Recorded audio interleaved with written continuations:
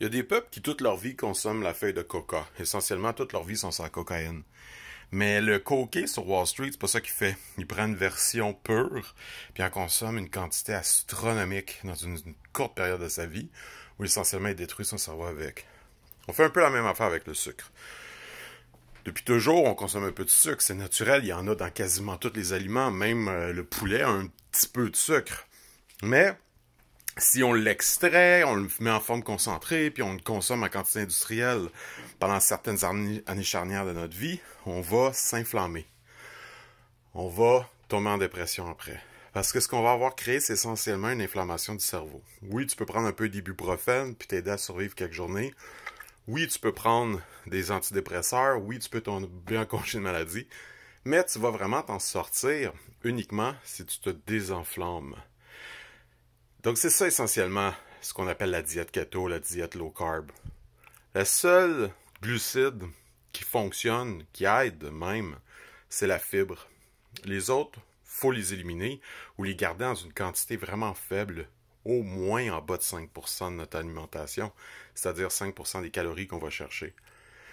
Si tu veux aller en cétose, puis consommer beaucoup de gras, ou tu as du gras à perdre, ça va se faire un peu naturellement. L'important, c'est de ne pas exagérer non plus des protéines parce que tu vas surcharger tes reins, puis etc.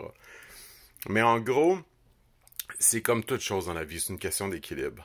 Fait que c'est un peu là que les théories comme le paléolithique sont intéressantes. C'est-à-dire que l'idée, c'est de retourner un peu comme on était avant, mais pas trop en arrière. On peut pas retourner avant le feu. On a complètement changé notre corps, on a complètement changé notre dentition.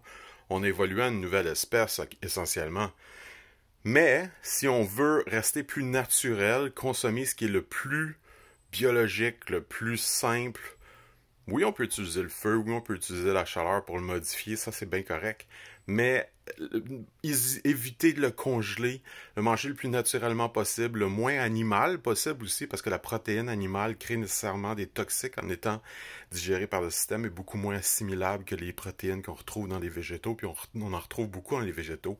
Fait que c'est pas juste de comparer le pourcentage que tu vas retrouver de protéines dans le poulet versus le brocoli, mais c'est aussi considérer comment le corps va absorber ce pourcentage, le pourcentage de ce pourcentage de protéines-là.